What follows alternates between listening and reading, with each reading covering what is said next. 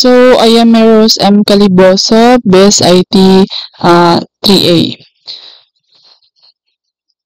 So, this is my demonstration sa ako ang task.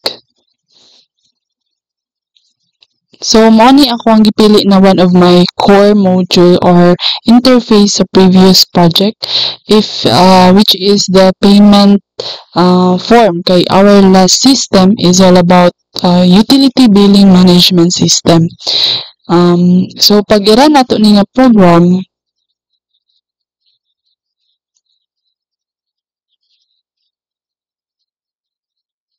so mao ni ang mugawas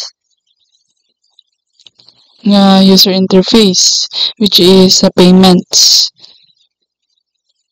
So, ang window or frame will appear nga naay title bar, utility billing system, all payments. Then, naa siya nagseta og size na 1,100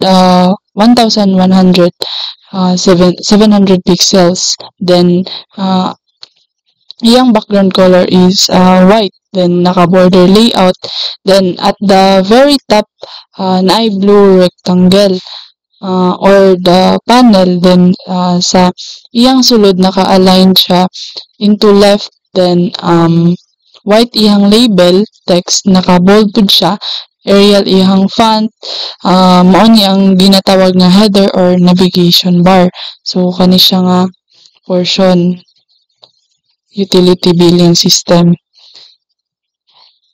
Then, sa ato ang center section, our first row is backlink, no? So, back to dashboard. So, kani siya. Then, link ni siya, which is design pa man lang. So, wala pa ta nag-implement og function. So, wala pa ni siya functionality. Only design lang yun siya for user interface, no? So, text lang ni siya, no? Kana back to dashboard.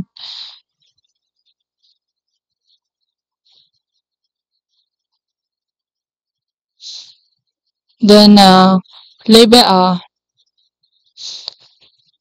mura po siya clickable, no? Pero wala, dili pa na siya ma-click kay wala pa siya function. So, yung ana. Then, ang second row is all payments.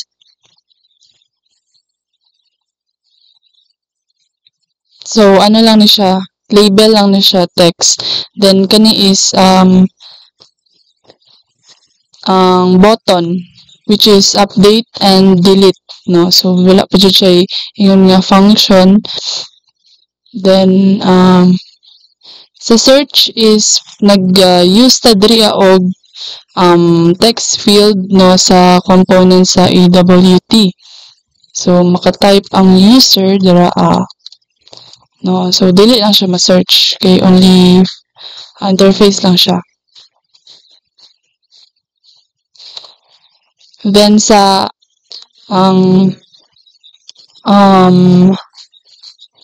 diri sa filter by status is pag i-click nimo siya, na siya mugawas na mga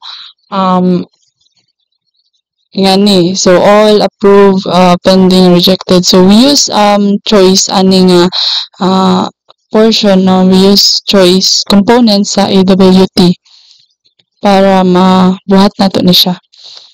Then, diri simple lang gid kayo nga table. So, naa siya mo ni ang bill ang ID, no? Mo ni ang ID sa payment. Then, mo ni ang ID sa bill ID, which is katong billing niya nga gusto niya bayaran. So, mo ni siya. Then, ang customer name, no?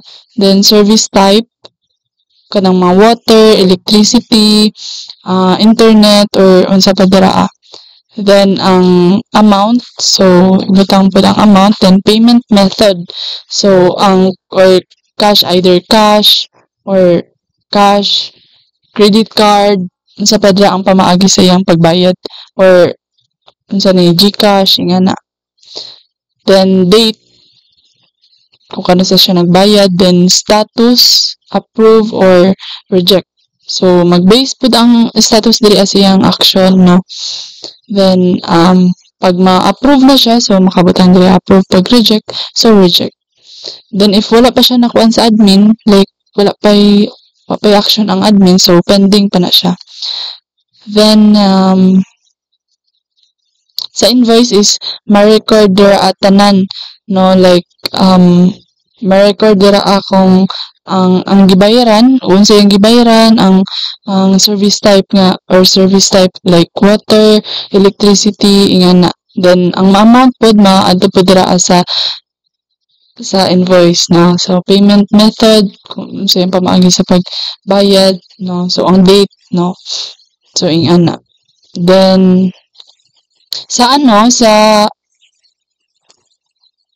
diri nag-use ta og components na frame, which is kani frame components sa AWT, so nag-use ta ana. Then sa panel, we use panel pod, no.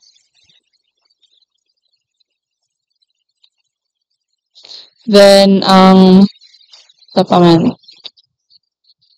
button, so nag-use pud tag button diri then label, we use label pod also. Then choice, para sa katong sa filter by status kagaina na siya drop down, no. Then sa text field, we also use text field para sa search.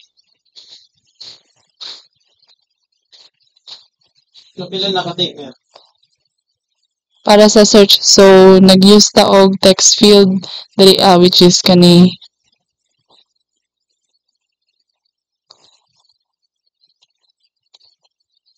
So mao ra ni siya akong code. That's all.